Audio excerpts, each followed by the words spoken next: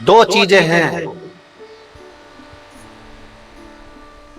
जो चलित में किसी को दी नहीं जाता। दो चीज।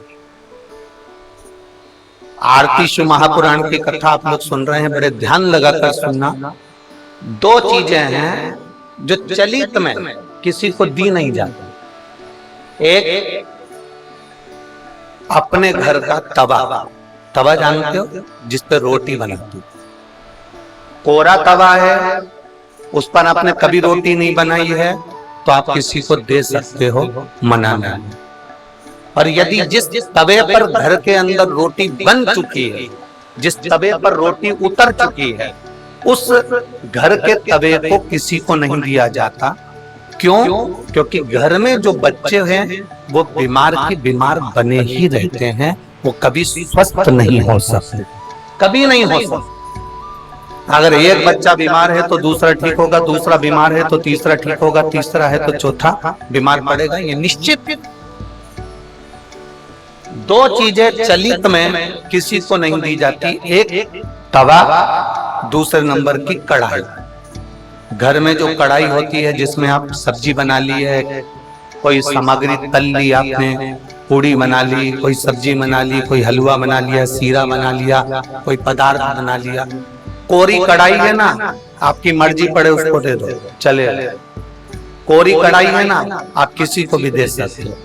पर जिस कढ़ाई में आपने भोजन का निर्माण कर लिया है, जिस कढ़ाई में आपने कभी भी एक बार भी अगर कुछ बना लिया है, तो वो किसी की गिफ्ट में या किसी को दान में या किसी को दी नहीं जाती। नहीं तो उस घर के अंदर 1 रुपया कमाओ, 1.25 रुपए खर्च वाला काम चलता है। घर में कभी पैसा टिक ही नहीं सकता, वो जिंदगी भर कितना भी प्रयास,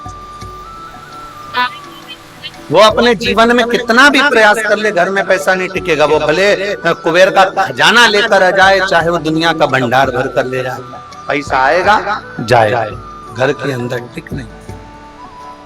दो चीजें चलित में दी नहीं जाती। आपको बोलना है कौन कौन सी चीजें हैं। पहले नंबर की तवा, दूसरे नंबर की,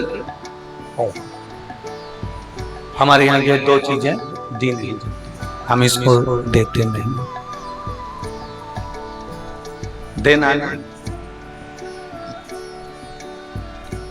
हाँ, यदि वो कोरी है, उसमें ना रोटी बनाई गई है, ना उसमें कोई सामग्री बनाई गई है, अगर वो कोरी है तो आप दे।